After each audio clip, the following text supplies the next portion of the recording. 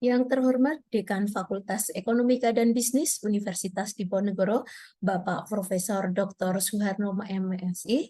Namun pada pagi hari ini beliau berhalangan hadir karena sesuatu hal dan lain.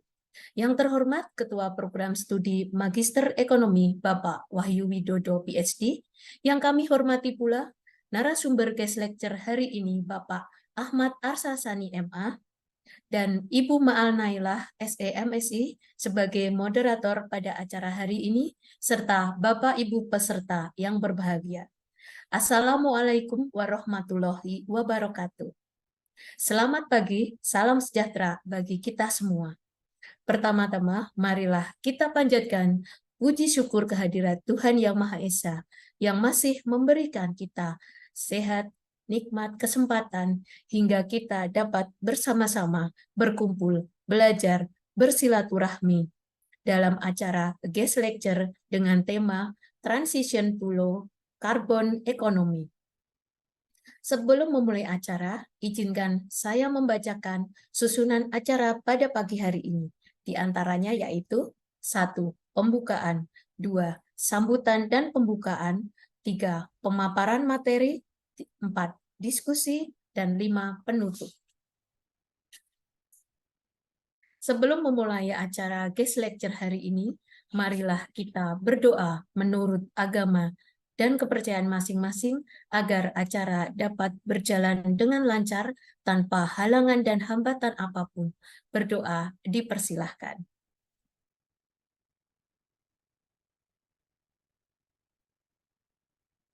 Berdoa selesai. Acara selanjutnya yaitu sambutan dan pembukaan secara resmi oleh Ketua Program Studi Magister Ekonomi kepada Bapak Wahyu Widodo, PhD. Kami persilahkan. Terima kasih Indri. Assalamualaikum warahmatullahi wabarakatuh. Salam sejahtera untuk kita semua. Om Swastiastu, Namo Buddhaya, salam kebajikan. Yang kita hormati bersama Mas Ahmad Sani. Gitu ya.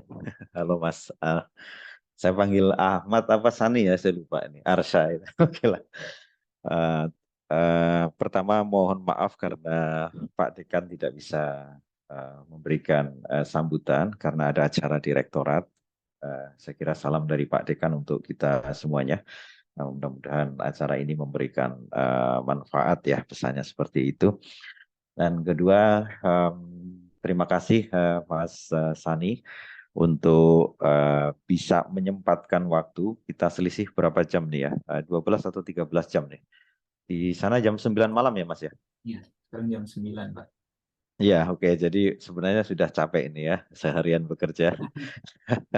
Tapi masih bisa kita bajak dalam tanda petik ya untuk sharing. Saya kira ini sebuah kesempatan yang luar biasa kita bisa menghadirkan Mas Ani secara langsung. Eh, jadi sedikit memberikan pengantar ya. Mas Ani ini ada di PBB itu ya di Amerika saat ini posisinya. Jadi saya kira kita akan nanti mendapatkan insight langsung ya terkait dengan low carbon economy dari di mana kita tahu ya cukup banyak report yang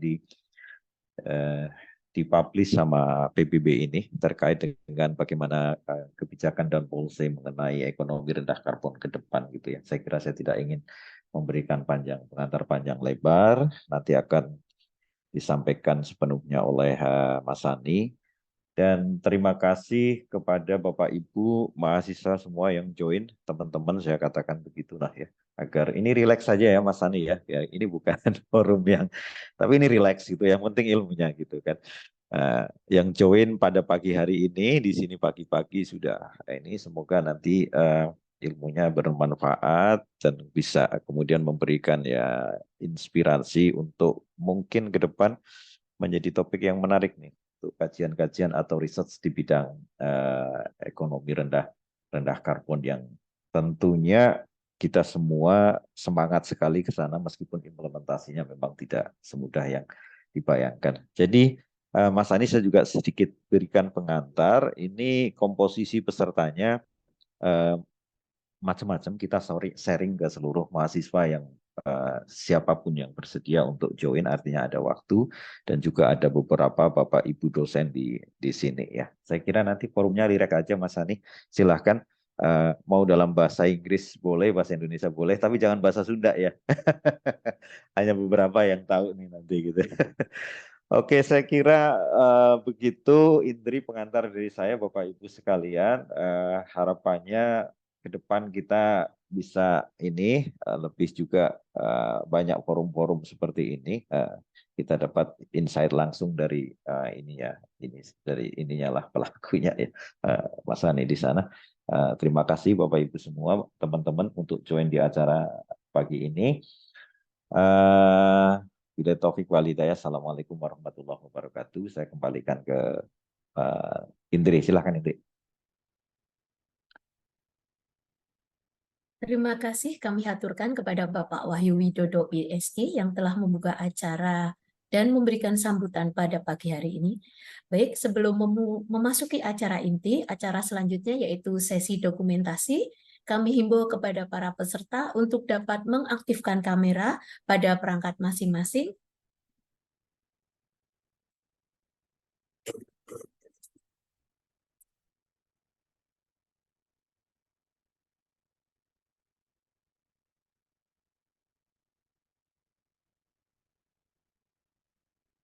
Baik, dalam hitungan ketiga, tahan posisi 1, 2, 3. Baik, sekali lagi. 1, 2, 3. Baik, satu kali lagi. 1, 2, 3. Terima kasih. Saatnya kita memasuki acara inti. Kami harapkan para peserta dapat menyimak dengan seksama.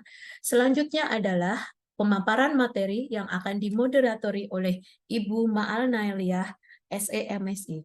Kepada Ibu Ma'al Nailah kami persilahkan. Baik, terima kasih Mbak Indri selaku MC. Suara saya masuk ya Mbak? Iya, masuk. Iya. Oke, baik.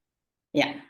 Assalamualaikum warahmatullahi wabarakatuh. Salam sejahtera bagi kita semua. Selamat pagi untuk Bapak, Ibu, dan teman-teman yang berada di Indonesia. Dan selamat malam Bapak narasumber, Bapak Ahmad Arsyad Sani, MBA, yang berada di USA. Ya, semoga Bapak Ibu yang hadir virtually di platform Zoom pagi ini sehat, bahagia, sejahtera semua. Amin. Izinkan saya menyapa yang terhormat Dekan Fakultas Ekonomi dan Bisnis, Profesor Dr. Suharnomo, walaupun tidak hadir, ini kualat kalau nggak disebut. Yang saya hormati Ketua Program Studi Magister Ekonomi, Bapak Wahyu Widodo PhD. Yang saya hormati narasumber guest lecture kita hari ini, Bapak Ahmad Arsyad Sani, MPA. Dan tentu yang saya hormati dan banggakan Bapak Ibu, Mas dan Mbak yang telah hadir, yang berbahagia pada pagi hari ini. Mohon izin saya Malnailah akan memoderatori kuliah dosen tamu hari ini. Ya Bapak Ibu yang saya hormati, tema yang akan disajikan hari ini saya kira happening ya akhir-akhir ini dan menjadi sangat relevan untuk didiskusikan. Transitioning to a low carbon economy dirasa sangat penting untuk mengatasi perubahan iklim dan mengurangi emisi gas rumah kaca. Dan transisi ini tentu menggeser dari ketergantungan kita pada bahan bakar fosil dan emisi karbon yang tinggi kepada sistem ekonomi dan energi yang lebih sustainable dan ramah lingkungan. Dan transitioning low carbon economy ini tentu melibatkan berbagai pihak, termasuk pemerintah, bisnis, individu, dan juga termasuk kita dunia akademik yang tentu memainkan peran yang penting dalam mengurangi emisi karbon dan memitigasi perubahan iklim. Topik yang sangat menarik ini akan disampaikan oleh narasumber kita, guest lecturer pada pagi hari ini. Namun sebelumnya izinkan saya memperkenalkan terlebih dahulu. Beliau adalah Associate Program Management Officer at the Division for Ocean Affairs and the Law of the Sea, DOALOS, ya, mohon maaf kalau salah membaca, of the Office of Legal Affairs United Nations Secretariat sejak 2021 hingga saat ini. Dan sebelumnya beliau adalah Project Coordinator for Archipelagic and Island States or AIIs Forum di UNDP, United Nations Development Program, tahun 2020 hingga 2021. Dan ternyata sempat menjadi advisor di kantor staf Presiden Republik Indonesia tahun 2018 hingga 2019. Dan beliau menyelesaikan master degree in public administration from Columbia University, concentrating on energy management and policy tahun 2018. Baik, segera kita sambut Pak Ahmad Arsasani MPA. Selamat malam, Pak. Selamat malam, Bu Maal. Oke, apa kabar? Mudah-mudahan sehat ya, Pak ya. Iya, alhamdulillah, Bu. Dingin atau Saya panas, terdengar Pak, di jelas, ya, Bu? sana? Suara saya terdengar jelas ya, Bu? Jelas, jelas, Ah, jelas. Ya. Sedang dingin atau panas, Pak, di sana? sudah mulai dingin, Bu, di sini, Bu. Sudah mulai dingin ya. Iya. Iya, di Semarang sangat panas, Pak. Hampir 40 derajat, 38, 39. Oh, Oke, baik. baik. Iya, baik. Saya boleh memanggil sebutan apa nih, Pak? Ahmad aja, Bu. Pak Ahmad ya? Baik, Iya. Pak Ahmad. Oke, Pak Ahmad mohon izin bahwa pemaparan materinya nanti kurang lebih 20 hingga 30 menit ya, Pak ya. Ya. Dan nanti kemudian dilanjutkan dengan diskusi tanya-jawab dari audiens. Untuk itu, Bapak Ibu audiens silahkan nanti disimak baik-baik paparan materi dari beliau dan mempersiapkan pertanyaannya tentu. Nanti kita akan bacakan dan atau bisa ditanyakan secara langsung setelah ini. Baik, tak berlama-lama, Pak Ahmad, time is yours, silahkan. Baik, saya izin share screen ya, Bu ya. Ya. Bisa terlihat ya, Bu ya. Sudah terlihat. Bisa ya. Baik, Assalamualaikum warahmatullahi wabarakatuh. Salam sejahtera untuk kita semua. Pertama-tama saya ucapkan terima kasih kepada yang terhormat Profesor Suharnomo selaku Dekan Fakultas Ekonomi dan Bisnis Universitas Diponegoro, Pak Wahyu Widodo selaku Kepala Program Studi Magister Ekonomi, Bu Maal Naila selaku moderator kita pada hari ini, Bu Indri sebagai MC, dan juga seluruh jajaran dosen Fakultas Ekonomi dan Bisnis Undip, dan semua teman-teman mahasiswa yang hadir pada hari ini. Sebuah kehormatan sebetulnya untuk saya bisa hadir pada pagi hari ini, waktu Indonesia.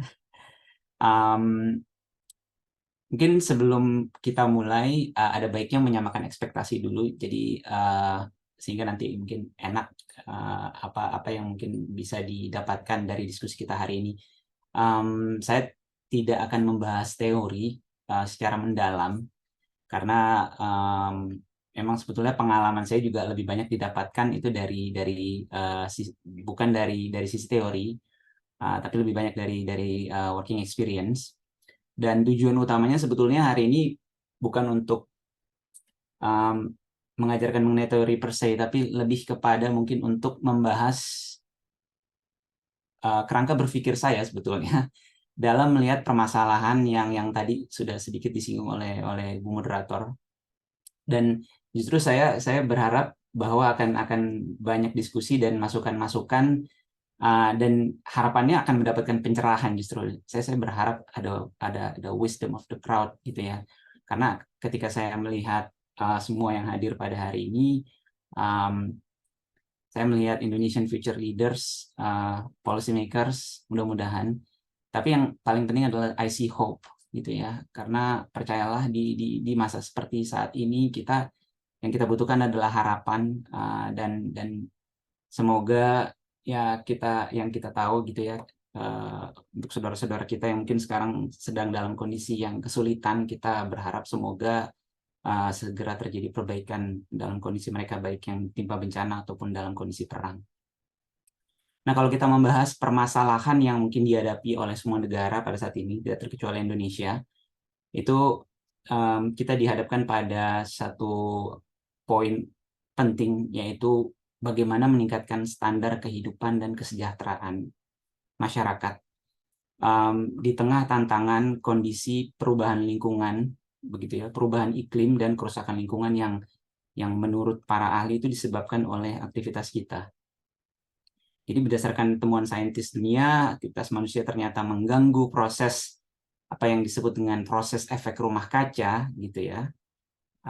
Yang sebetulnya itu kalau kita baca, jadi saya juga bukan ahli, tapi saya belajar banyak hal ini, tujuannya adalah untuk setidaknya mengetahui pertanyaan-pertanyaan penting dan mendesak apa yang bisa saya ajukan, begitu ya. Jadi bukan necessarily untuk menjadi expert atau apa, tapi di bidang yang saya kecimpung saat ini adalah penting bagi saya untuk mengetahui hal-hal ini agar saya bisa tahu pertanyaan-pertanyaan penting dan mendesak apa yang saya bisa ajukan kepada para expertnya.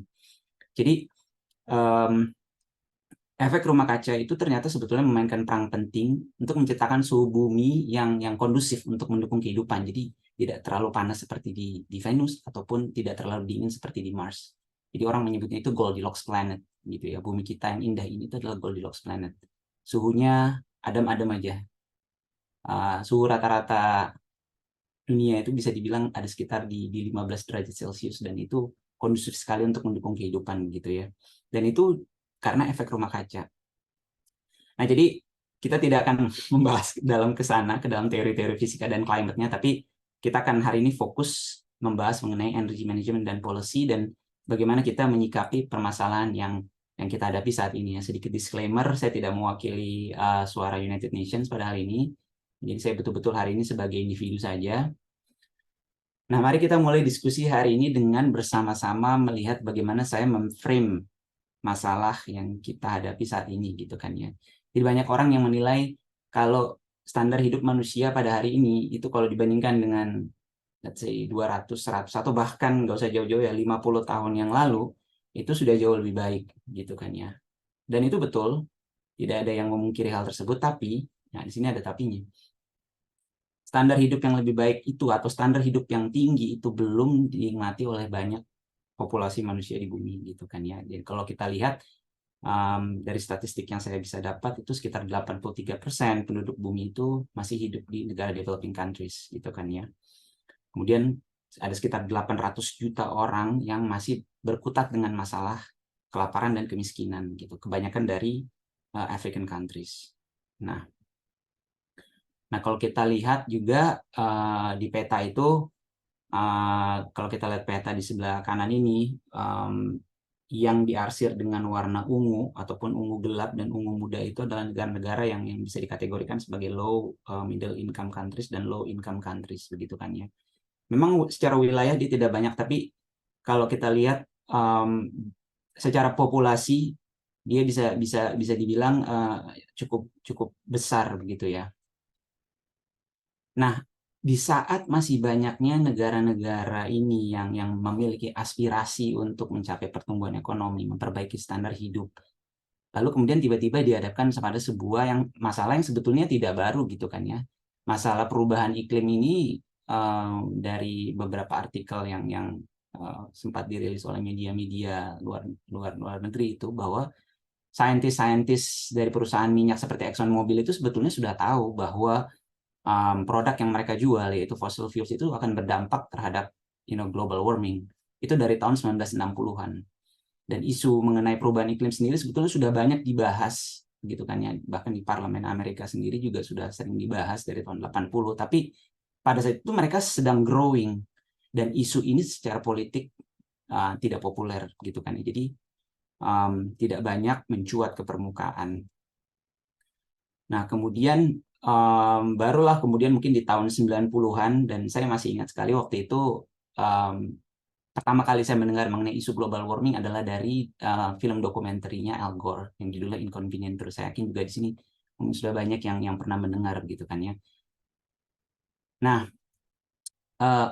menghadapi isu ini, United Nations itu melalui lembaga bentukannya yang dikenal dengan IPCC, begitu, Intergovernmental Panel on Climate Change.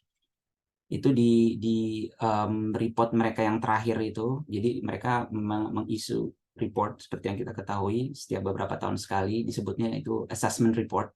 Nah, di sixth assessment report, di report yang ke-6 itu, disebutkan secara jelas bahwa di situ kalau aktivitas manusia, salah satunya adalah penggunaan energi fosil itu, tanpa ada keraguan lagi itu berkontribusi terhadap peningkatan rata-rata suhu bumi, sehingga mengakibatkan perubahan iklim yang dampaknya bisa nggak usah jauh-jauh di masa depan. Hari ini pun sudah kita rasakan, gitu kan ya. Nah, kata-kata yang mereka pakai di report mereka terakhir itu banyak dikutip di media itu adalah unequivocal. Unequivocal itu artinya adalah kalau kita lihat dalam kamus bahasa Inggris itu artinya tidak ada keraguan, begitu ya. Jadi mereka sudah pakai kata-kata itu. Jadi tidak ada keraguan lagi. Kalau di report-report sebelumnya mungkin mereka masih leave room for doubt gitu ya. Tapi di report yang terakhir itu mereka menggunakan kata-kata unequivocal gitu. Jadi sudah tidak ada keraguan lagi.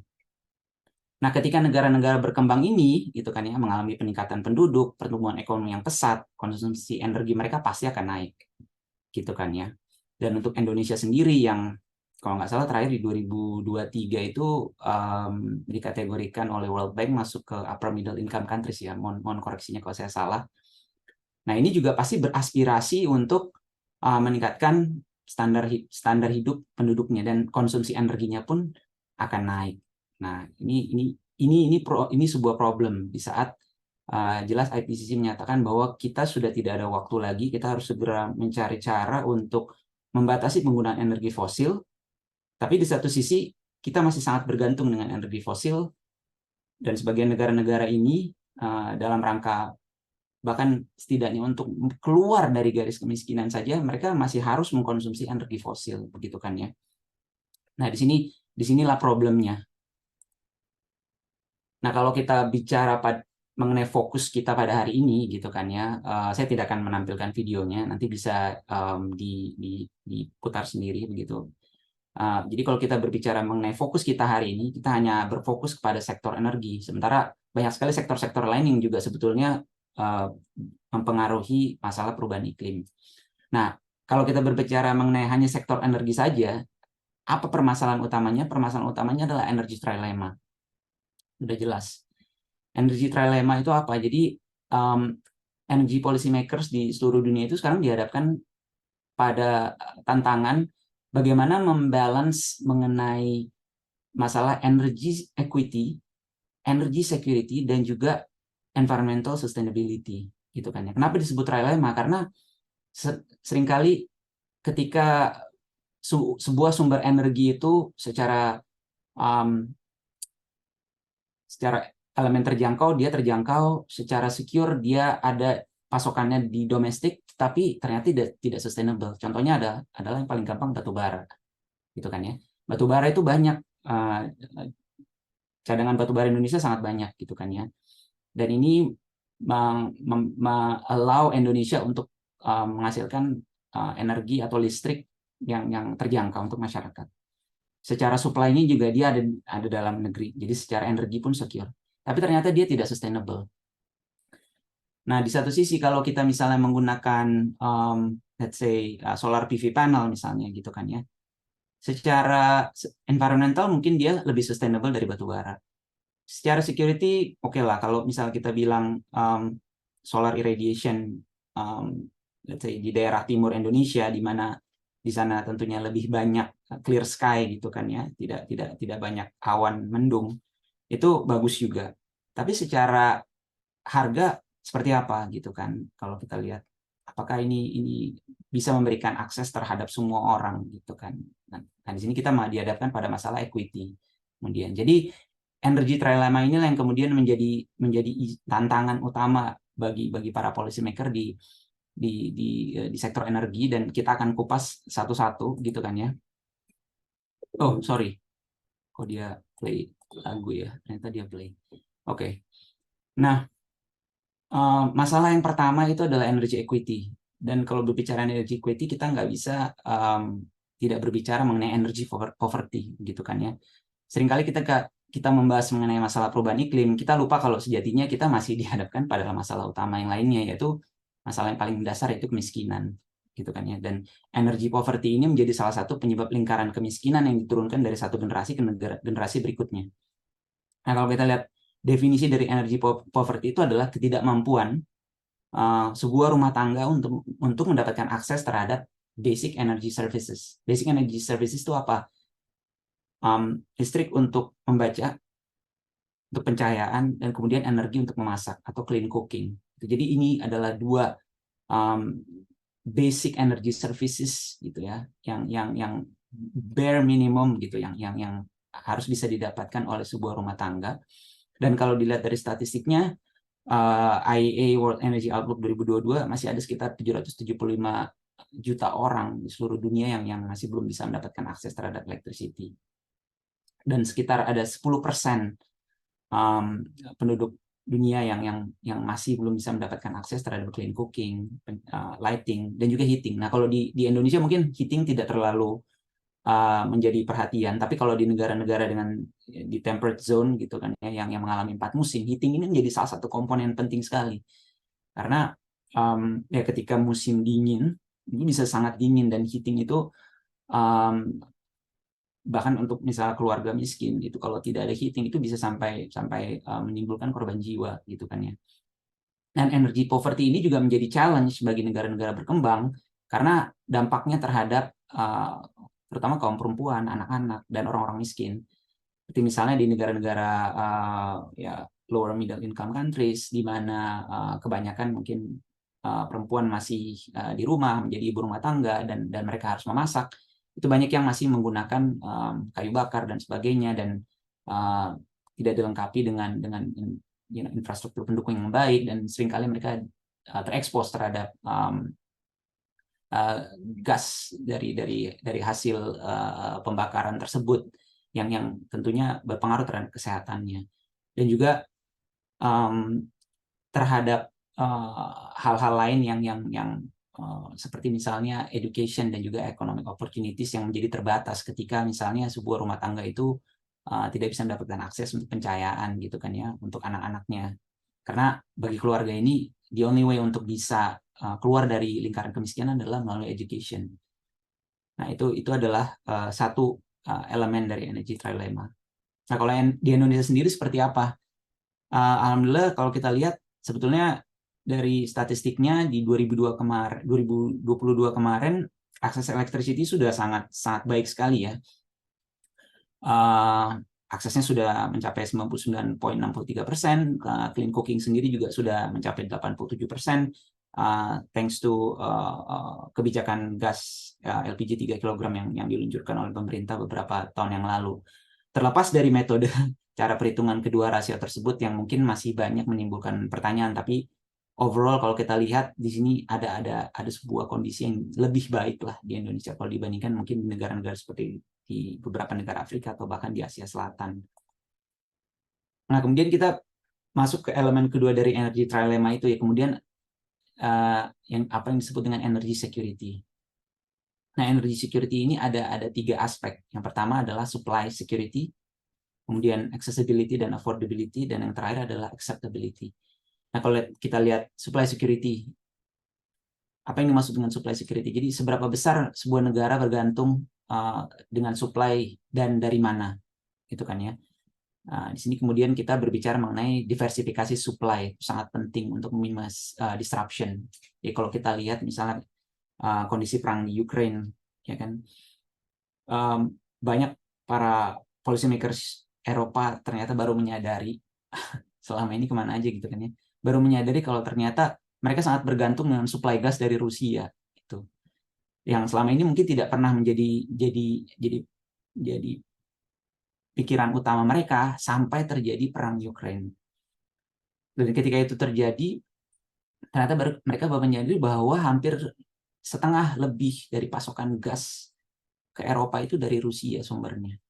Dan saat ini akhirnya banyak mulai terjadi pembicaraan mengenai national security, energy security, dan bagaimana kita harus secara negara lebih resilience lagi. Jadi akhirnya orang mulai mempertanyakan mengenai globalisasi dan segala macamnya. Orang mulai apakah bergantung dengan negara lain itu menjadi sebuah hal yang menguntungkan atau tidak gitu. Nah, jadi mulai banyak pertanyaan di situlah gitu kan. Kemudian kalau dari sisi akses dan affordability, seperti yang kita ketahui kalau stabilitas domestik itu akan terganggu kalau misalnya BBM jadi mahal atau langka gitu kan ya. Dan di sisi lain ketika Indonesia bertransformasi ke low carbon economy, banyak yang memprediksi kalau low carbon economy itu akan banyak electrified gitu kan ya. Nah, kalau akan electrified artinya kita perlu membangun infrastruktur pendukung seperti electricity grids atau biasa dikenal dengan SUTED. Nah, ini kemudian ketika kita berbicara mengenai pembangunan infrastruktur, kita masuk ke komponen berikutnya yaitu acceptability gitu kan ya. Karena ketika berbicara acceptability, saat sekarang orang mulai mempertanyakan mengenai penggunaan energi fosil, tapi apakah betul kita bisa betul-betul tidak bergantung dengan energi fosil gitu kan ya? Sudah siapkah kita dengan konsekuensinya gitu kan, mengurangi penggunaan bahan bakar fosil dan mulai bertransisi ke electrified world lah gitu kan, membangun lebih banyak grid. Apakah secara sosial siap nggak kalau misalnya terjadi pembangunan SUTED di dekat rumah kita atau misalnya di dekat fasilitas-fasilitas umum seperti sekolah, karena ini salah satu konsekuensinya kan, pembangunan infrastruktur untuk membangun. Lalu kemudian kita juga sudah mulai mendengar Indonesia mulai berbicara mengenai nuklir gitu kan ya. Bagaimana kalau terjadi pembangunan nuklir power plant yang berdekatan misalnya dengan tempat tinggal kita semua? Apakah sudah siap dengan ini? Nah, acceptability di sini ini yang menjadi salah satu komponen dari energy security juga dan harus menjadi pertimbangan policy makers ketika mendesain policy ke arah mana sebaiknya energi mix itu diarahkan. Ini harus menjadi salah satu komponen yang dipertimbangkan juga, gitu kan ya. Nah, kalau kita lihat Indonesia sendiri sebetulnya dari sisi energy supply, dari baurannya di 2022 kemarin kita lihat tentunya coal batubara masih menjadi yang utama, begitu kan ya. Kita punya banyak cadangan batubara. Kalau kita lihat di situ renewable energy 25% itu sebetulnya banyak komponen hydropower. Nah, banyak juga pihak yang menganggap kalau hydro itu semi renewable dan juga bukan renewable gitu kan ya. Ada yang secara ekstrim mengkategorikan bahwa renewable energy itu hanya solar PV panel dan juga wind turbine. Begitu kan. Nah, tapi kalau kita lihat di sini ya kalau kita pakai kategori yang secara general saja kita bisa lah menganggap renewable itu termasuk renewable hydropower itu termasuk renewable energy, dan sebetulnya Indonesia memiliki banyak sumber-sumber hydropower yang cukup baik gitu kan, dan yang saat ini menjadi base load supply energi untuk listrik. Dan kalau kita lihat di sana natural gas dan crude oil juga masih memainkan peran yang penting gitu kan ya. Nah, kalau kita lihat Indonesia itu sebetulnya penghasil minyak mentah, tapi banyak minyak mentah tersebut yang harus kita ekspor dan kita impor balik dalam bentuk bahan bakar yang siap pakai, begitu kan ya. Kenapa? Salah satunya alasannya ya seperti yang kita ketahui karena banyak juga refinery kita itu yang hanya bisa mengelola minyak mentah jenis light sweet, gitu kan ya. Hal ini disebabkan karena memang cadangan minyak mentah yang banyak ditemukan di masa lampau itu seperti misalnya contohnya Blok Rokan yang ada di Riau itu dia jenisnya adalah light sweet. Nah, sekarang cenderungannya yang minyak-minyak yang kita temukan itu banyak yang justru sour dan crude, sour dan heavy crude, sehingga harus diekspor, diolah di refinery di luar, baru kita impor balik dalam bentuk BBM, gitu kan ya. Nah, itu dari sisi security juga menjadi pertimbangan gitu kan. Karena kalau kita lihat dari mana aja tuh main source import kita, Saudi Arabia, Malaysia, Nigeria, dan Australia. Nah, artinya negara-negara ini secara geopolitik memainkan peran tersendiri dengan hubungan dengan Indonesia gitu. Artinya mereka punya special position gitu kan ya. Dan ini yang juga tentunya menjadi pertimbangan. Nah, kalau kita lihat reserve ini bisa didefinisikan sebagai cadangan komersial, gitu kan ya. Jadi cadangan yang secara komersial terbukti dan bisa untuk diekstrak berdasarkan level harga yang terjadi pada saat itu, gitu kan ya. Jadi sebetulnya kalau kita lihat cadangan lainnya yang mungkin bisa dibilang tidak komersial untuk diekstrak pada saat ini di level harga saat ini, mungkin bisa jadi lebih besar lagi, gitu. Nah, ini hanya cadangan yang bisa dibilang komersial untuk diekstrak. Nah, kalau kita lihat Indonesia itu dari sisi oil, gas, dan coal-nya itu cukup baik, gitu kan ya. Kalau kita lihat dari sisi oil, itu reserve to production ratio-nya dari data yang saya dapatkan itu dengan cadangan sebesar 2,5 million barrels di tahun 2021 dan level production kita sekitar 240 juta barrel per tahun, itu reserve to production ratio. Reserve to production ratio ini perhitungan kasar untuk tahu kira-kira dengan level produksi yang konstan berapa tahun cadangan tersebut itu akan last, gitu ya, dengan asumsi tidak ada penambahan reserve. Nah, gitu kurang lebih. Nah, dengan kondisi seperti itu, cadangan kita saat ini dengan level produksi saat ini itu bisa sampai 10 tahun untuk oil, untuk gas itu 23 tahun, sekitar 23 tahun, untuk coal itu lebih panjang lagi, 56 tahun, gitu ya. Nah, kemudian kalau kita berbicara mengenai critical minerals, ya, nah critical minerals ini kan sekarang kita ngomong lagi panas tuh kan masalah baterai ya di Indonesia, gitu kan ya. Nah, kita terkenal dengan negara yang memiliki cadangan nikel terbesar di dunia, dan itu betul, cadangan kita sekitar 21 million tons. Nah, dengan nikel production per tahunnya itu sebesar 1 million ton, itu cadangan kita cukup untuk 21 tahun lagi.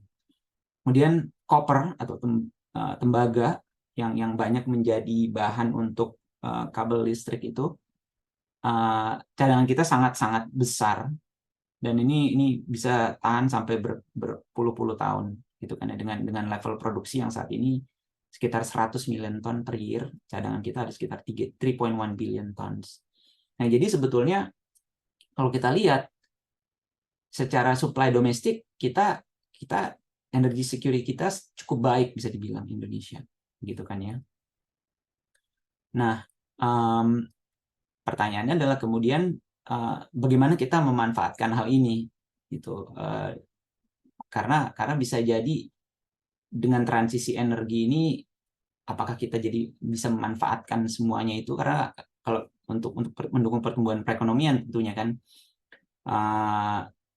kalau dibilang apakah cukup, tentunya ya sekarang kalau kita kasar-kasarnya ambil, let's say misalnya kita lihat China, gitu kan ya.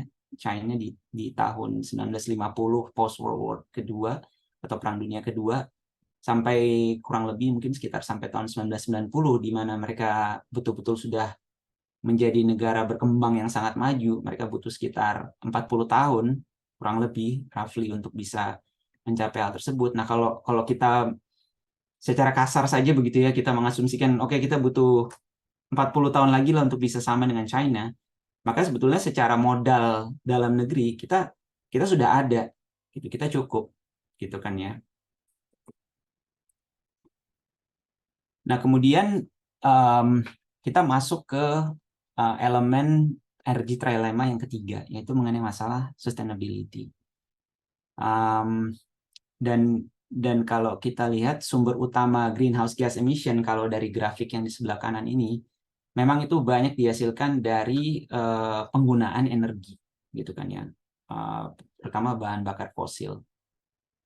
Sisanya berasal dari perubahan fungsi lahan, forestry and land use, kemudian dari waste, kemudian dari proses industri. Nah, penggunaan bahan bakar fosil sebagai sumber energi di berbagai sektor, gitu kan ya, bisa dalam bentuk transportasi, bisa penggunaan energi untuk heating yang tadi saya sebutkan untuk di gedung. Dan kita harus membedakan antara penggunaan bahan bakar fosil sebagai sumber energi dan juga sebagai untuk mendukung proses di industri atau non energy usage, gitu kan ya. Nah, salah satu saintis yang sering saya baca bukunya itu, dia namanya Vaclav Smil, itu dalam bukunya yang terakhir itu How the World Really Works, dia menyebutkan bahwa 4 pillars of modern civilization, ya, 4 pillars, 4 pilar kehidupan manusia modern. Yang pertama adalah amonia, semen, baja, dan plastik. Itu semuanya bersumber dari penggunaan energi fosil, gitu kan ya. Jadi kalau kita mungkin hanya berpikir, kendaraan listrik, gitu kan ya, itu hanya satu komponen dari berbagai komponen yang banyak mendukung kehidupan kita sehari-hari, gitu kan ya. Jadi bayangin saja ya, amonia untuk sumber bahan utama membuat pupuk, gitu kan. Kemudian semen, besi baja, dan juga plastik. Plastik di sini jangan hanya kita bayangkan plastik botol aqua, gitu kan ya, tapi plastik untuk berbagai macam hal dalam kehidupan kita seperti alat kesehatan, mulai dari selang infus, kateter, alat endoskopi, itu semuanya dalam bentuk plastik, gitu kan. Kemudian di dalam kendaraan kita bisa temukan dashboard itu kebanyakan juga dibuat dari plastik, gitu kan. Kemudian kita lihat misalnya semen. Proses pembuatan semen itu kan bahan dasarnya itu kan berasal dari limestone atau batu kapur, ya. Senyawa kimianya itu kalsium karbonat. Jadi kalau kita lihat di dalam batu kapurnya saja sudah terkandung karbon, dan proses untuk mempersiapkan batu kapur itu untuk agar bisa diolah dan kemudian menghasilkan semen, itu proses pemecahannya itu efeknya akan menghasilkan karbon. Jadi bahkan kita belum berbicara mengenai penggunaan energi untuk proses pembuatan semen, tapi hanya dari pemecahan bahan dasar semen itu sendiri saja sudah menghasilkan karbon, gitu kan ya. Nah, jadi di situ tantangannya. Dan kemudian memang sekarang kita banyak mendengar sudah banyak alternatif semen alternatif, gitu kan, yang bukan bahan dasarnya menggunakan limestone, tapi kalau kita misalnya ngobrol sama engineers, gitu kan ya, dari Kementerian PU misalnya, Pak, Bapak mau bangun jembatan, ya, jembatannya harus tahan 20 tahun. Bapak pakai ini ya, semen alternatif ya, Pak ya. Kira-kira dia mau nggak ya, gitu kan ya. Bahwa dia akan berpikir, saya harus memastikan bahwa jembatan ini tidak akan roboh, tidak akan rusak selama 20 tahun ke depan. Saya tidak akan ambil risiko. Gitu. Jadi dia di pikirannya adalah dia akan fokus kepada safety. Jadi dia pasti akan menggunakan apa yang sudah sering dia gunakan, yaitu semen yang biasa, gitu kan. Jadi di situ tantangannya. Dan kalau kita bayangkan, gitu kan ya, banyak negara-negara seperti misalnya di Afrika yang masih akan terus membangun, gitu, dan menggunakan semen, dan penggunaan pupuk masih akan terus digunakan sangat masif sekali. Nah, kalau kita lihat di sini, saya melist down berbagai jenis greenhouse gases, gitu kan ya.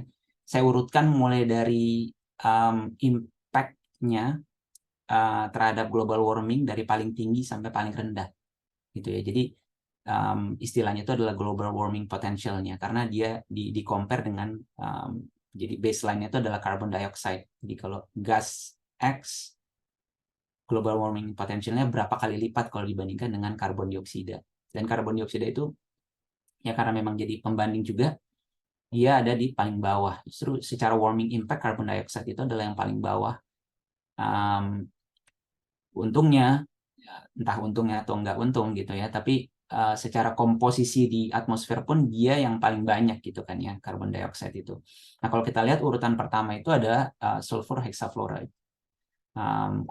Kandungannya di atmosfer sekitar 0,01%, sangat kecil. Dari mana aja dia sumbernya? Macam-macam, dia ada dari metal manufacturing, dari semiconductor manufacturing. Kemudian yang kedua ada nitrogen trifluoride, itu kan lebih kecil lagi dia komponennya di atmosfer. Dari mana dia sumbernya? Dari aluminium smelting. Kemudian ada PFCs atau perfluorocarbons, dia dari semiconductor, dari aluminium smelting juga. Kemudian dari electric equipment juga. Kemudian ada HFCs atau hydrofluorocarbon. Itu biasanya dari refrigeration, gitu kan ya, dan air conditioning dari AC. Fire extinguisher juga menggunakan bahan yang sama, kemudian dari aerosol. Kemudian ada nitrous oxide, itu biasanya dari agriculture, dari fertilizer, dari industrial process. Lalu kemudian yang keenam ada metan. gitu kan ya. Metan ini apa? Metan ini sebetulnya ada natural gas. Jadi natural gas itu ya methane gitu kan ya. Makanya salah satu problem utama juga ketika misalnya terjadi transisi dari batu bara ke natural gas, itu betul mungkin kita mengalami penurunan CO2, tapi kemudian dari sisi metan leakage-nya itu juga menjadi masalah gitu kan ya. Ini jadi salah satu masalah utama juga. Nah, kalau kita melihat Indonesia, nah ini data yang saya dapatkan terakhir hanya bisa di 2019, dan mohon maaf ini grafiknya saya tidak bisa mendapatkan grafik yang sama gitu ya, jenisnya bar graph atau chart untuk membandingkan antara global versus Indonesia. Tapi kita lihat tahun 2019 saja gitu ya. Jadi saya kasih tanda merah di situ. Kalau kita lihat tahun 2019 saja, dibandingkan dengan global, kalau global itu jelas sumber utama greenhouse gas emission dari electricity dan heating gitu kan ya. Tapi Indonesia ternyata cukup unik. Sumber utamanya bukan dari sektor energi, tapi dari perubahan fungsi lahan gitu kan ya. Nah, bisa jadi di sini pathway untuk climate policy Indonesia agak sedikit berbeda atau bahkan sangat sama sekali berbeda dengan negara-negara lain gitu kan. Tapi hari ini kita tidak akan membahas mengenai land use change karena di situ saya nggak punya experience di sana. Tapi pada dasarnya land use change dan forestry itu menyangkut kepada pengundulan hutan. Ya, maaf Bu. Pengundulan hutan untuk tanaman industri seperti misalnya kelapa sawit gitu kan ya. Nah, sorry, apa waktunya udah habis? Ya sebetulnya sudah 30 menit Pak Ahmad, tetapi silakan iya, kalau masih punya waktu. Enggak, maksud saya kalau Pak Ahmad mungkin masih ya, mohon maaf. masih beberapa harus disampaikan, nggak apa-apa. Iya, kalau gitu saya mungkin akan percepat sedikit Bu. Oke, baik. Terima kasih. Mohon maaf nih, mungkin saya kepanjangan. Jadi mungkin kita langsung skip saja gitu ya kalau tadi kita sudah berbicara mengenai masalahnya gitu, 3 energy trilemma. Kemudian sekarang kita masuk ke dari sisi policy development-nya gitu, dan kita akan secara cepat saja. Nah, kalau kita membahas mengenai masalah tadi kita sudah touch mengenai masalah climate gitu, dan sekarang kita sedikit memikirkan mengenai solusinya. Dan ketika berbicara solusi di sini saya tidak akan menawarkan secara khusus kira-kira solusi apa sebaiknya ini, tapi saya ingin mengajak untuk sedikit step back dan memikirkan faktor-faktor apa saja yang harus kita pertimbangkan ketika merancang dan mengkomunikasikan policy tersebut gitu kan ya. Nah, kalau kita lihat sejarah perubahan yang terjadi di sektor energi itu kan mulai dari penggunaan kayu bakar sampai fossil fuel, mulai dari transisi energi pertama yang terjadi di Inggris gitu kan ya, dari 13th century ketika menggunakan kayu sampai kemudian bertransisi ke batu bara, dan kemudian menggunakan fossil fuel, itu semuanya digerakkan oleh policy gitu kan ya. Nah, ada 3 elemen utama mungkin kalau kita ketika berbicara mengenai policy, apa saja komponen yang harus kita pertimbangkan gitu kan ya, baik dari sisi energi dan climate policy-nya itu sendiri, kemudian siapa saja stakeholders-nya, kemudian communication dan engagement-nya seperti apa. Nah, ini cepat saja sehingga kita bisa masuk ke sesi diskusi gitu kan ya. Saya mengambil poin-poin yang disampaikan ketika kita berbicara mengenai goals dari seorang policy maker ketika membicarakan mengenai energy dan climate policy. Itu saya mengambil poin-poin yang disampaikan oleh Bill Gates dalam bukunya yang terakhir itu. Saya pikir itu sangat baik sekali. Jadi ada 5 poin utama yang dia bilang ini harus diupayakan oleh para policy maker. Yang pertama adalah bagaimana policy yang dikeluarkan itu bisa mempromot research, development, and deployment untuk clean energy technology. Itu yang pertama. Kemudian yang kedua adalah bagaimana menciptakan situasi level playing field gitu kan ya.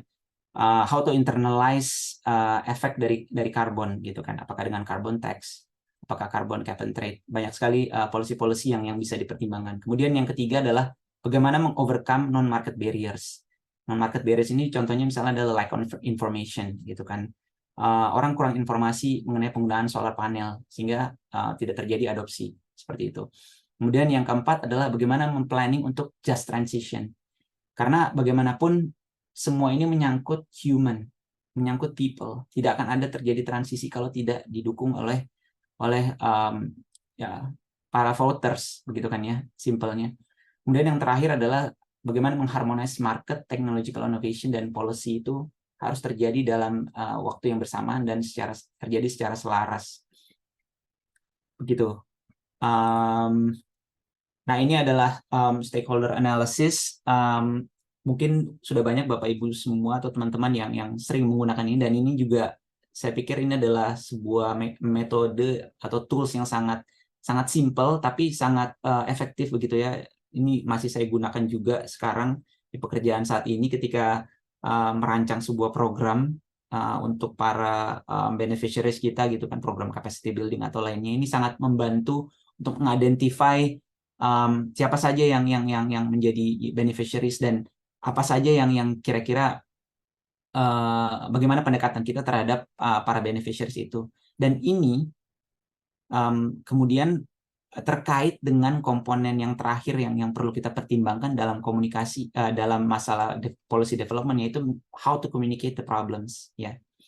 Nah, ini elemen penting gitu kan ya, karena kebetulan pekerjaan saya saat ini juga menyangkut aspek outreach dan engagement, jadi banyak pelajaran-pelajaran berharga juga.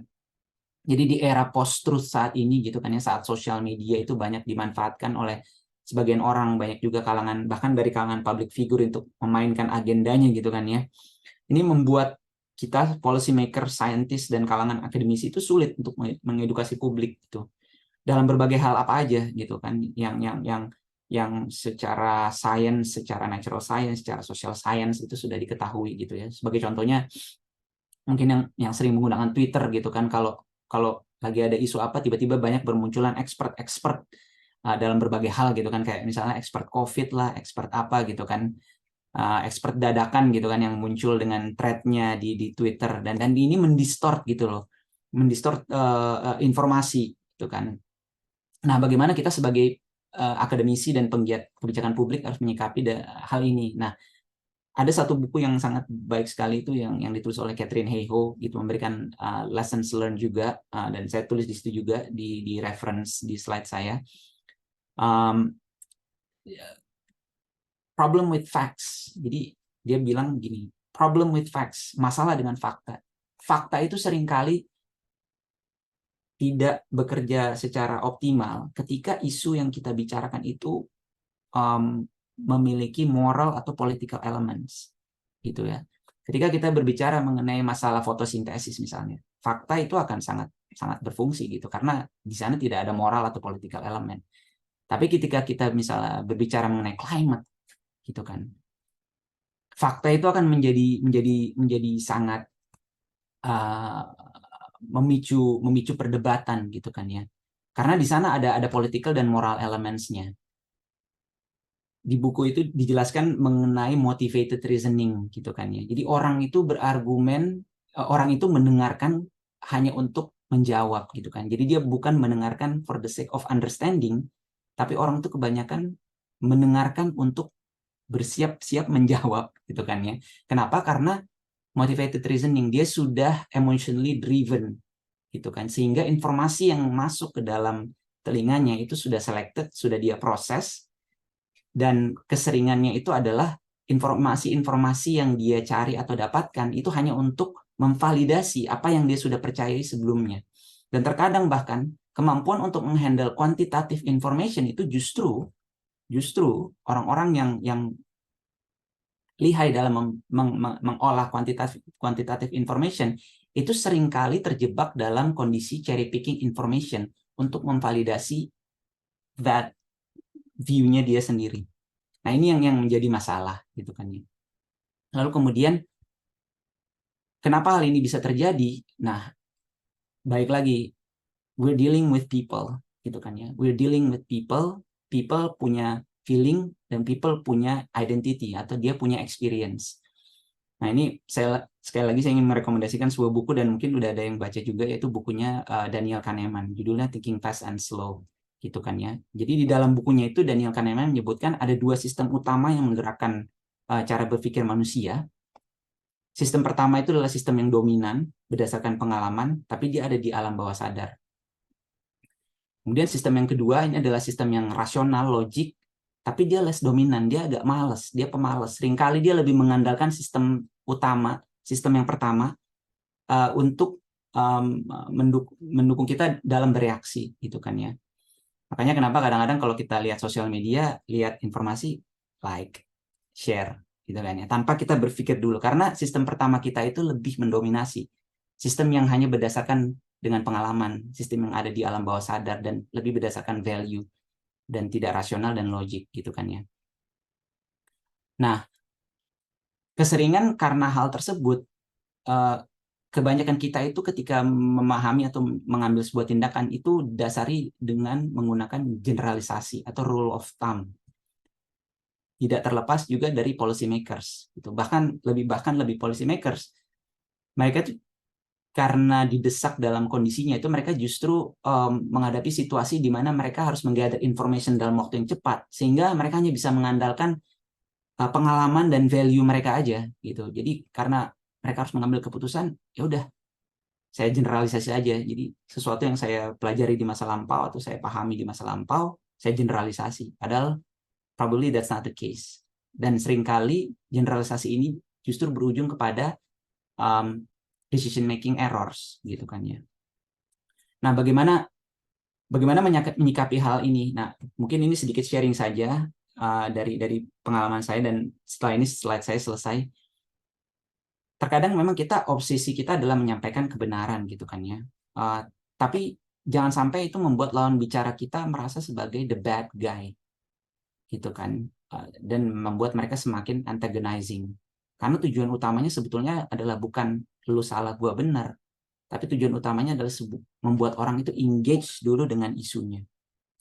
Connection is the keyword, ya kan. Now establishing connection memang easier said than done. Dan otak kita itu cenderung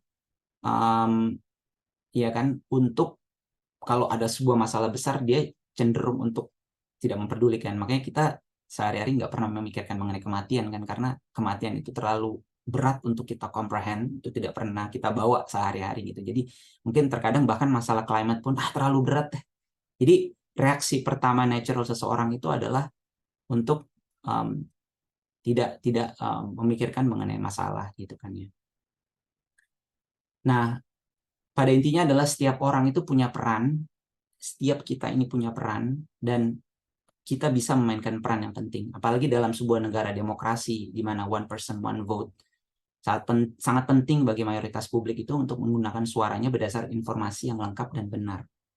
Jadi tidak semua orang mungkin peduli dengan isu perubahan iklim, tapi mungkin mereka peduli dengan isu polusi, atau mungkin peduli dengan isu menjaga kelestarian, atau mungkin peduli dengan isu memikirkan masa depan anak dan keluarganya, atau bahkan asetnya. Nah, kita mungkin bisa mulai membuka pembicaraan dan memperkenalkan isu ini atau problem ini itu dari sana. Itu kita mulai dari hal-hal yang mungkin kita bisa relate dengan mereka. Mungkin itu aja.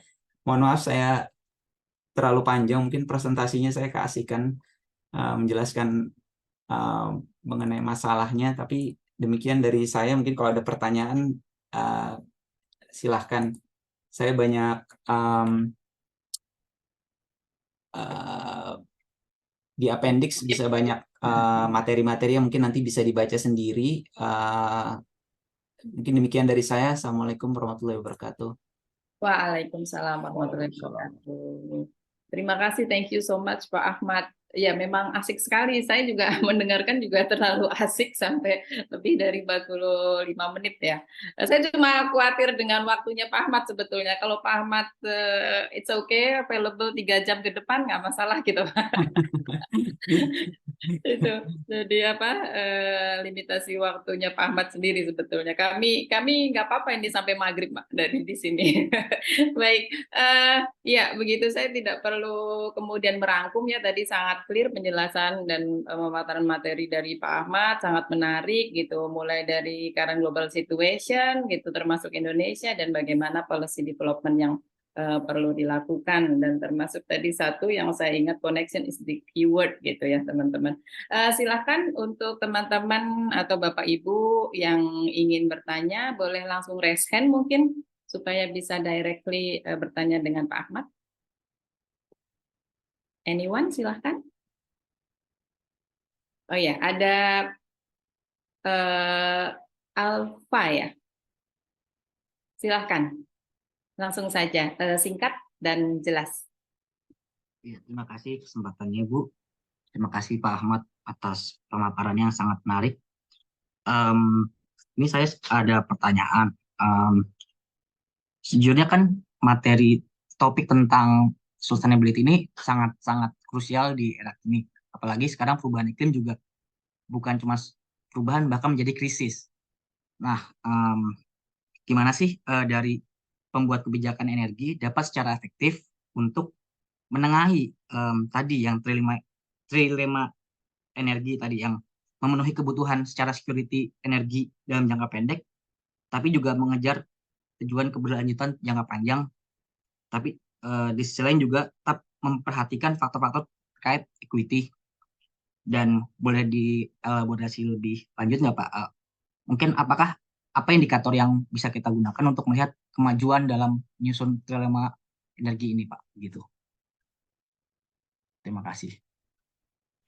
Baik, Dijawab dulu Bu atau boleh jawab langsung dulu kali ya? Boleh Ya langsung. baik, terima kasih Mas Alfa. Saya pikir pertanyaan ini sangat bagus dan sangat susah sekali untuk dijawab ya. Iya, terus terang memang ini apa yang Mas Alfa tanyakan itu memang menjadi isunya ya, dan saya pikir kalau kita lihat pemerintah Indonesia sekarang saja begitu kan ya, sudah mulai ada inisiatif-inisiatif seperti misalnya IDX Carbon gitu kan. Kita sudah mulai mencoba untuk mencari cara bagaimana kita menginternalize negative externalities dari karbon itu dengan ya mulai membentuk perdagangan karbon. Tapi in reality ya Mas Alfa ya, Indonesia sendiri itu kan kalau kita lihat komitmennya dari Paris Agreement itu kan target net zero-nya itu kan di 2060. Itu artinya apa? Itu artinya sampai 2060 kita bilang kepada dunia bahwa Indonesia masih akan bergantung dengan fossil fuels. Gitu kan. Apakah nanti dari tahun hari ini sampai 2060 apakah ada tiba-tiba teknologi mukjizat yang bisa ya sebetulnya sekarang teknologinya sudah ada sih, namanya carbon capture, storage dan utilization gitu kan. Artinya sebuah teknologi yang kalau kita tempel misalnya dengan pembangkit batu bara, dia bisa menangkap molekul-molekul karbon dioksida yang akan dilepas oleh si pembangkit batu bara tersebut gitu kan ya. Tapi masalahnya teknologi itu sendiri sekarang pun masih mahal, dan kalau itu digunakan oleh pembangkit batu bara maka harga listrik akan naik gitu kan. Itu salah satu konsekuensinya. Jadi kalau kita lihat Indonesia masih akan menggunakan fossil fuels ke depan. Karena apa? Karena kita masih dihadapkan permasalahan untuk meningkatkan standar hidup. Itu udah jelas. Dan kalau kita lihat renewables misalnya, kelemahan renewable seperti solar PV panel dan wind turbines itu kan mereka intermittent kan. Hanya ada kalau ada matahari dan hanya ada kalau ada angin begitu. Betul, kita sekarang sedang mendevelop teknologi baterai gitu kan ya. Tapi teknologi baterai pun sekarang teknologi yang paling canggih itu hanya bisa mendukung atau mensuplai energi untuk satu kota kecil dalam beberapa jam. Itu teknologi yang paling canggih sekarang. Gitu kan. Jadi belum ada teknologi yang betul-betul bisa menggantikan fossil fuels. Harapannya mungkin di sisi US tadi itu, gitu kan. Untuk negara-negara berkembang terutama sisi US, kemudian teknologi lain seperti direct air capture. Jadi direct air capture itu bedanya dengan sisi US. Kalau sisi US itu ditempel dengan fasilitas tertentu yang menghasilkan karbon, apakah itu pembangkit listrik, apakah itu pabrik dan sebagainya. Kalau direct air capture dia berdiri sendiri dan dia hanya menangkap molekul CO2 yang ada di udara, gitu kan. Nah ini mungkin bisa menjadi holy grail juga untuk negara-negara berkembang.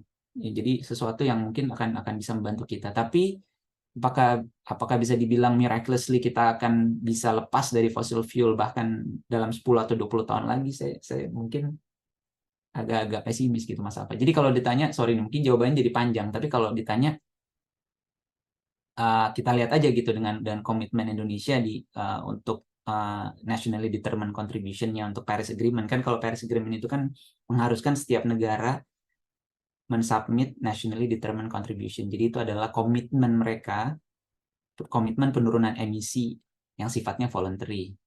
Nah, Indonesia sendiri targetnya itu net zero di 2060 kalau nggak salah. Artinya memang kita masih akan menggunakan fossil fuel sampai 2060. Karena untuk bisa net zero itu, either kita memiliki struktur perekonomian di mana kita menyedot karbon yang kita buang itu sama dengan yang kita sedot, gitu kan ya. Nah, apakah teknologi itu sudah ada? Itu kan kita lihat ya, mungkin saat ini Indonesia belum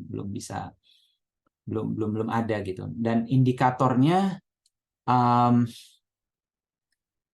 berbagai macam ya. Tentunya yang pertama adalah energy mix, gitu kan. Bauran energi tadi yang kita lihat, coal 35%, natural gas 23%, gitu kan. Itu dari bauran energi. Tapi kalau kita lihat bauran energi, sebetulnya bauran energi global dari tahun 1970 sampai hari ini itu masih sama, 80% fossil fuel dan belum bergerak sama sekali. Dari tahun 1970, bauran energi global sampai hari ini itu masih sama, fossil fuel masih 80%. Jadi bukan hanya Indonesia, negara-negara lain pun masih sama. Bahkan di negara-negara berkembang seperti Amerika pun fossil fuel masih memainkan peran yang penting gitu, Mas Alfa. Jadi saya nggak tahu apakah saya menjawab pertanyaannya atau enggak. tapi itulah kondisi nyatanya gitu. Oke, baik Mas Alfa, bagaimana? Ada feedback? Baik, sudah cukup. Terima kasih kesempatannya, terima kasih jawabannya Pak Ahmad. Oke, baik. Anyway, Pak Ahmad, kira-kira sampai jam berapa ya? Atau masih berapa menit lagi Mungkin bersama 15 menit kami? lagi lah, Bu. 15 menit lagi, Oke. Bu. Ya. Ya. Baik, 15 menit lagi ya. Berarti kita masih bisa membuka question and answer, tanya jawab bagi teman-teman atau Bapak Ibu yang mungkin ada pertanyaan, silahkan. Tadi seru sekali ya, ada bicara tentang energy poverty, energy security. Nah, ini sebetulnya relatif ilmu baru buat saya, energy poverty ya, Pak Ahmad. Jadi ternyata juga menjadi penyumbang lingkaran kemiskinan ya, termasuk misalnya ketika rumah tangga tidak bisa mengakses basic energy services gitu. Apalagi misalnya kalau kita melihat urbanisasi di kota-kota besar itu muncul slum area ya, yang dia tidak bisa mengakses bahkan energi basicnya itu. Nah itu kemudian akhirnya merembet impact-nya macam-macam ya Pak Ahmad ya. Ya, betul Bu, energy poverty. Wah, Pak Wahyu nih. Oke, Pak Wahyu, silahkan. Oke, makasih Bumal. Makasih Mas Ahmad ya. Ini meskipun tadi ada disclaimer di depan ya, tidak merepresentasikan United Nations, tapi saya ingin tahu nih karena harus tanya ke siapa, tanya yang kepengalaman mestinya gitu ya. Nah ini punya pengalaman. Ya, kalau dari sisi ini ya geopolitik internasional gitu. Sebenarnya gimana nih Mas Ahmad nih ya terkait dengan kebijakan apa ya ekonomi yang rendah karbon gitu ya. Pendulumnya kemana sebenarnya? Saya kira itu mungkin pertanyaan saya. Dulu ya Pak ya. Jadi kalau dulu itu kita mengenal geopolitics of oil and gas, Pak. Sekarang itu kita mengenal geopolitics of minerals. Dan kalau kita lihat sebetulnya jangan-jangan konstelasi geopolitiknya akan sama saja. Karena kenapa? Karena kalau dulu kita mungkin bergantung dengan fossil fuels, dan fossil fuels itu mungkin kebanyakan terpusat di negara Timur Tengah gitu kan ya. Kalau oil itu Timur Tengah, kalau gas itu di Rusia. Kalau minerals itu critical minerals banyak di China, Pak. Critical minerals banyak di China. Kalau cobalt itu di Kongo. Somehow cobalt itu saat ini masih Kongo satu-satunya pemasok utama.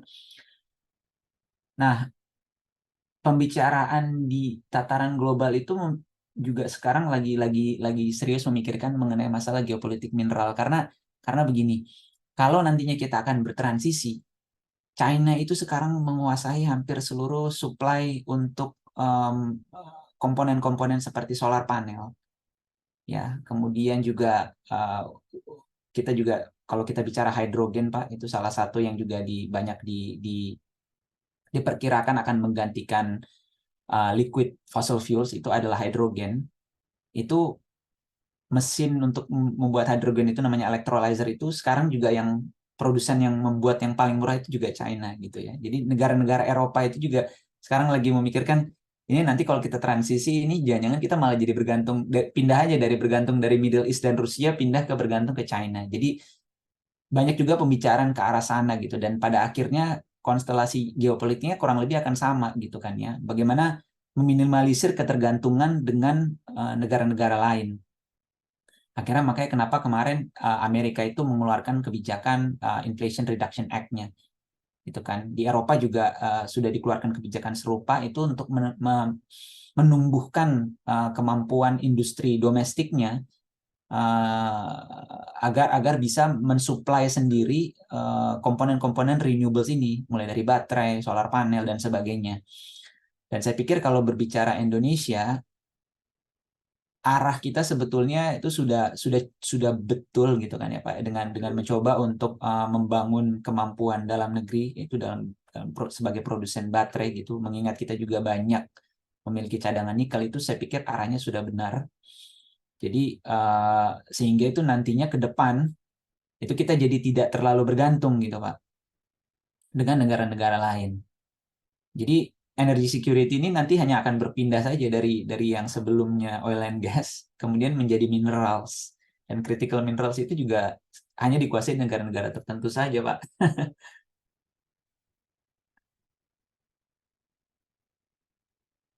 Oke, baik Pak Wahyu.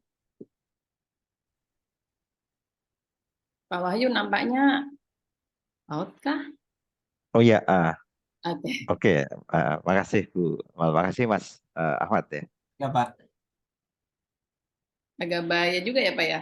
Eh, ya tadi ya, kalau awalnya kemudian dependensinya tinggi ke negara-negara Timur Tengah, kemudian sekarang menuju ke China, mudah-mudahan Indonesia kemudian bisa tadi ya, karena kan kita jago ya Pak mengekstrak dari alam tuh jago. Iya Bu, kita cadangan tembaga kita besar, Ya. tembaga pura, kemudian Betul. cadangan nikel kita juga besar.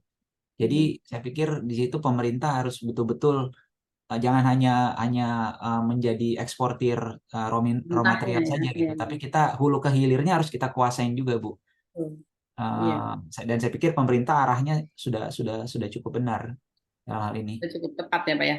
Oke. Berarti hilirisasi benar ya Mas Ahmad ya? Atau gimana nih? Sekalian pendapatnya nih hilirisasi ini.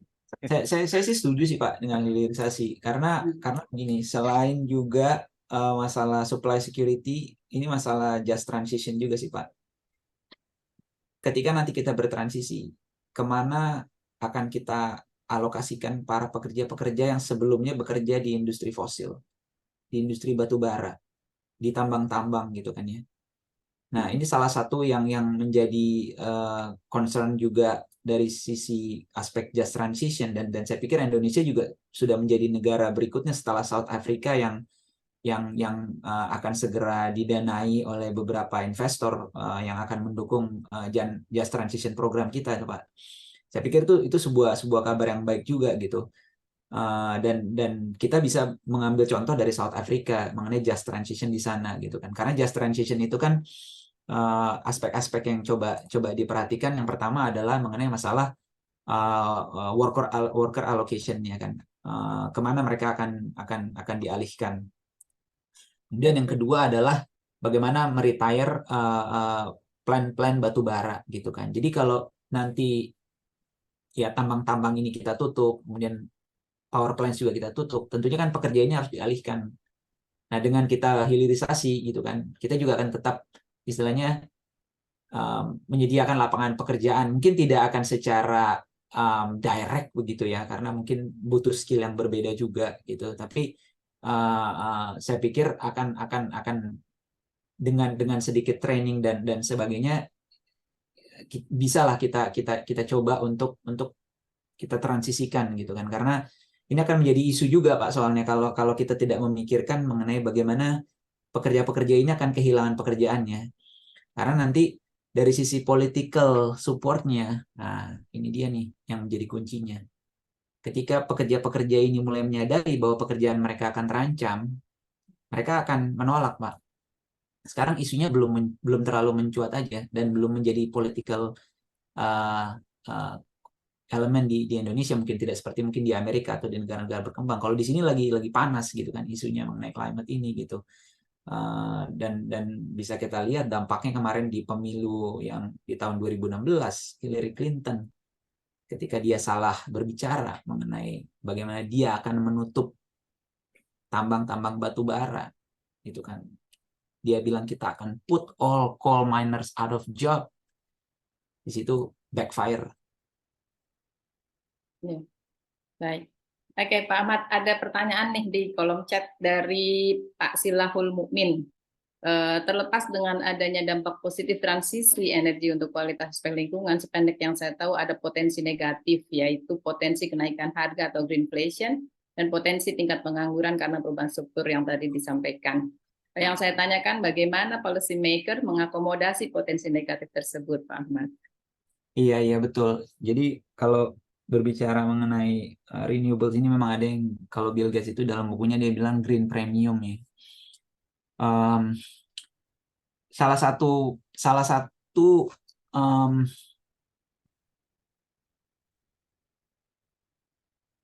artinya tidak ada silver bullet. Saya juga tidak berani bilang bahwa policy ini adalah yang lebih baik gitu kan ya. Tapi salah satu mungkin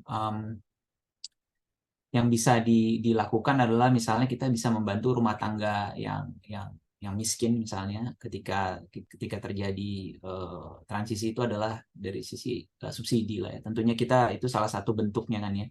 Karena bagaimanapun kalau kita lihat bahkan di negara maju pun untuk bisa mengincentivize transisi itu subsidi gitu. Bahkan Amerika pun, negara-negara maju pun memberikan subsidi gitu kan untuk istilahnya membuat orang-orang ini tergerak gitu kan untuk bisa untuk mau lah untuk bertransisi gitu kan.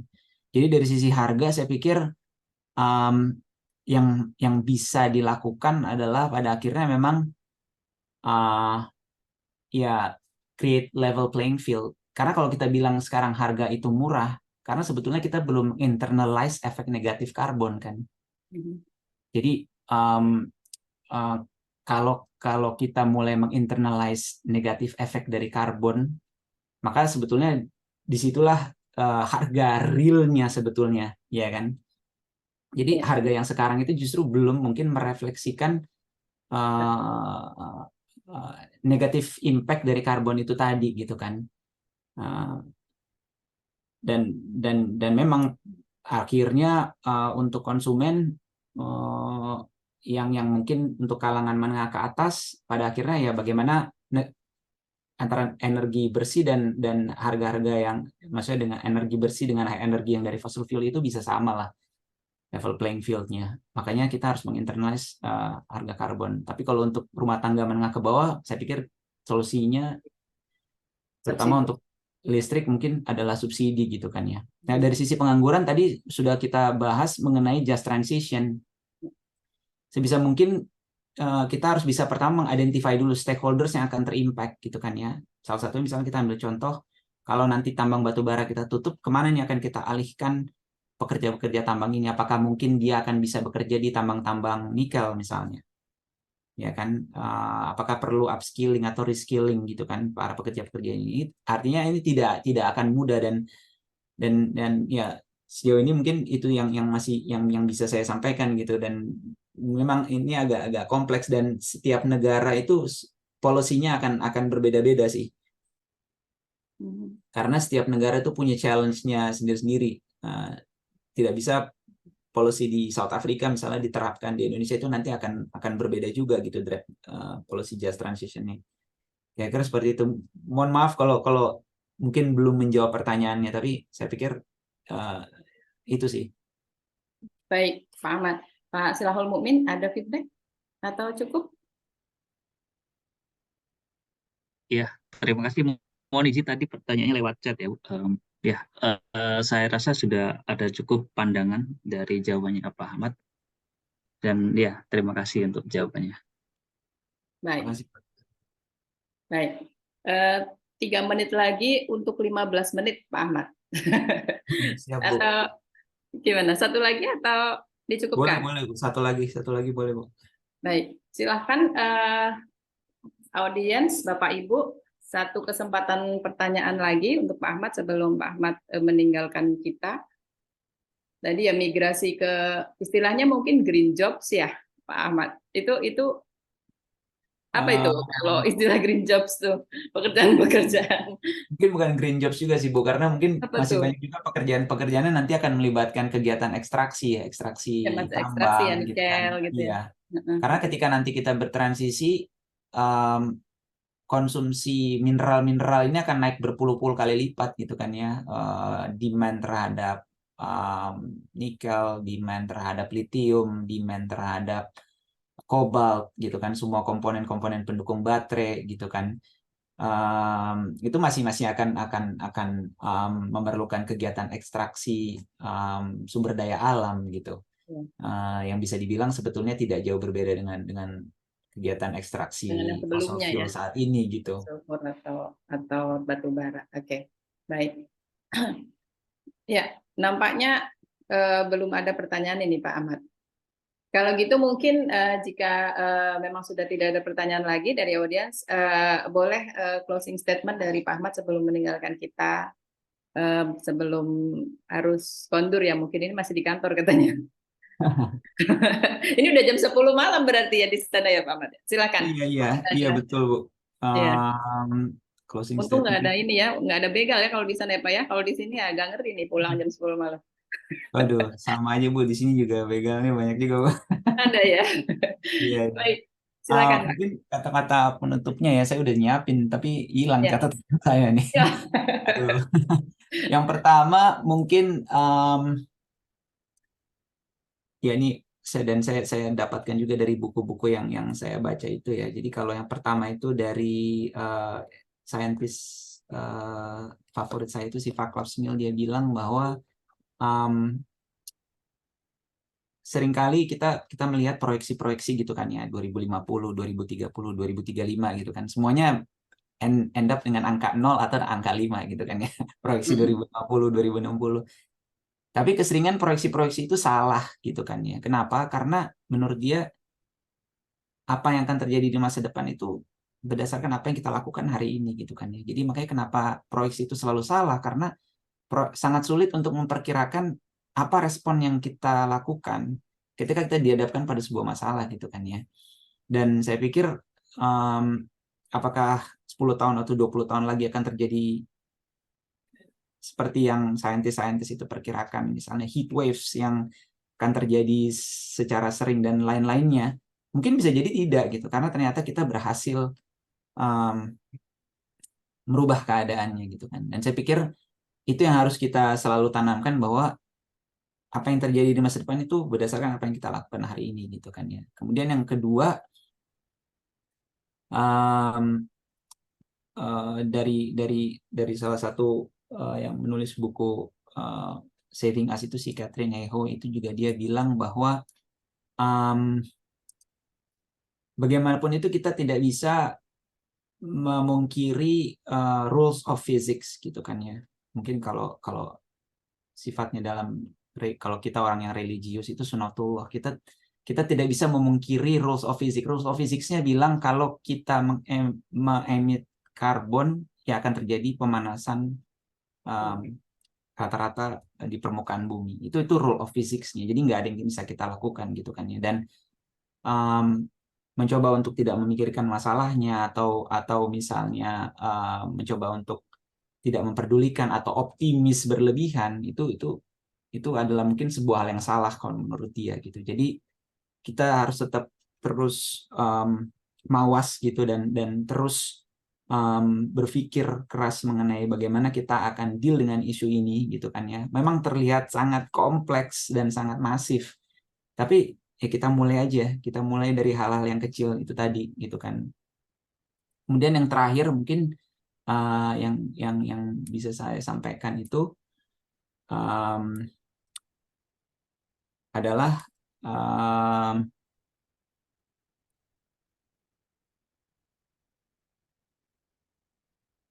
kita mulai jadi gini, ada satu buku lagi, ini saya kutip dari satu buku lagi, judulnya Thinking in System gitu kan ya. Thinking in System ini dikarang oleh Donella Meadows. Jadi dia mengajak kita untuk berpikir secara system thinking gitu. Dan dia bilang di dalam bukunya ini bahwa di masa di mana semuanya sekarang serba interconnected, globalisasi, semuanya serba terkait satu sama lain. Berpikir secara sistem itu mungkin lebih baik gitu kan ya, ketimbang kalau misalnya, artinya dia tidak menyarankan bahwa berpikir secara reduksionis itu juga adalah sebuah hal yang buruk, tidak. Tapi makanya kenapa presentasi saya hari ini itu mencoba untuk menggambarkan semua isu-isunya itu agar kita berpikir dalam kerangka sistem. Jadi bahwa ketika kita mengambil satu kebijakan, kita harus berpikir bahwa apa dampaknya terhadap hal-hal lain juga gitu. Karena tidak bisa kita hanya berbilang, oh kita hanya mau mengatasi masalah ini saja, kebijakan ini hanya untuk ini saja. Itu nggak bisa. Gitu kan ya. Karena semuanya itu saling terkait gitu. Dan saya sangat menyarankan sekali mungkin untuk para orang-orang yang beraspirasi untuk menjadi policy maker itu untuk membaca bukunya si Donella Meadows itu Thinking in System gitu kan, berpikir secara sistem gitu loh. Jadi bagaimana sistem itu bereaksi ketika kita memberikan sebuah aksi gitu. Mungkin itu aja sih Bu, kata-kata penutup dari saya. Mohon maaf kalau ada kesalahan sebelumnya, dan sekali lagi terima kasih banyak atas waktu yang sudah diberikan. Oke, baik. Terima kasih sekali Pak Ahmad. Boleh satu kali lagi boleh minta materinya Pak di-share gitu? Boleh nggak? Boleh Bu. Nanti saya kirimkan materinya. Oke. Baik, karena luar biasa materinya dan tadi kan belum selesai semua ya, ada beberapa yang di skip terus. Oke, baik. Terima kasih sekali Pak Ahmad. Ya hanya itu ya yang bisa disampaikan. Terima kasih, thank you so much gitu. Dan tadi closing statement-nya luar biasa ya. Kita memang harus mulai berpikirin sistem gitu. Semua ada plus and minusnya dan kita harus pikirkan dari awal gitu. Juga terima kasih kepada Bapak Ibu yang telah hadir dan stay gitu ya, ini tidak berkurang gitu, masih 70-an something di acara kita pada pagi hari ini dan sudah larut di Amerika sana. Terima kasih Pak Wahyu dan teman-teman. Mungkin saya tidak perlu menyimpulkan gitu karena sangat clear penjelasan dari Pak Ahmad. Kita bisa tutup atau Pak Wahyu ada yang mau disampaikan sebelum kita tutup? Oke, saya kira terima kasih sekali lagi Mas Ahmad. Nanti ke depan kalau direpotin nggak usah, jangan ini ya, jangan kapok ya maksud saya. Jangan trauma. Iya. Ya mungkin kita bisa setting dengan waktu yang lebih fleksibel, atau kalau pulang ke Indonesia kasih tahu lah gitu biar waktunya sama gitu. Iya, oke. Iya, saya kira gitu aja Mbak Mal, matur nuwun. Oke. Baik, terima kasih semuanya. Kita tutup, kita akhiri diskusi kita yang sangat menarik dan isinya daging semua. Thank you so much Pak Ahmad. Bapak Ibu semuanya, Assalamualaikum warahmatullahi wabarakatuh. Selamat pagi. Waalaikumsalam warahmatullahi wabarakatuh. Terima kasih. Sama-sama Pak Ahmad. Waalaikumsalam warahmatullahi wabarakatuh. Thank you ya Mas Ahmad ya. Kita big applause ya. Terima kasih Pak. Oke, baik Bapak Ibu, boleh leave Zoom. Terima kasih. Terima kasih Pak Wahyu. Saya izin live. Terima kasih Mbak Mal sudah memoderatori. Sama-sama.